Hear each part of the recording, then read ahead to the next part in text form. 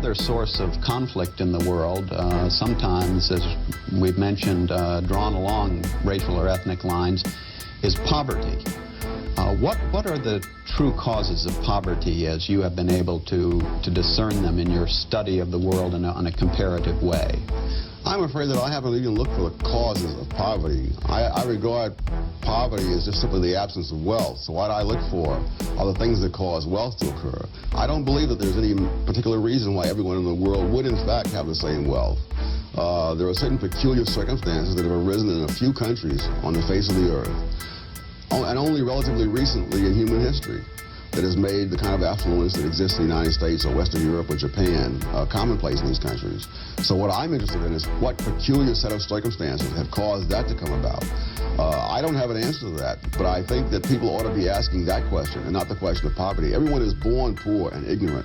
To the extent that people become different, we have to find out what are the things that enable them to become different, and how can those opportunities be more widely generalized. Well, you have written that in order to be a partisan of the poor, you must at first be a partisan of the truth.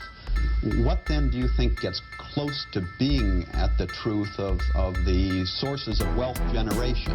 What creates wealth? Oh, skills, traits of human beings of one sort or another, discipline, organization, entrepreneurship.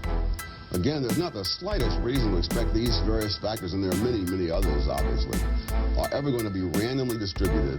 Every single group has its own history, it has its own geographic setting in which it developed, and so on. It would be an absolute miracle if all these factors were the same across groups. And nowhere in the world do we find them even approximately the same. The difference in income between blacks and whites in the United States, for example, is very commonplace around the world. It's about the same as the difference between Sephardic and Ashkenazic Jews in Israel. It's smaller than the difference between Chinese and Malays in Malaysia. It's much smaller than the difference between East Indians in Africa in East Africa.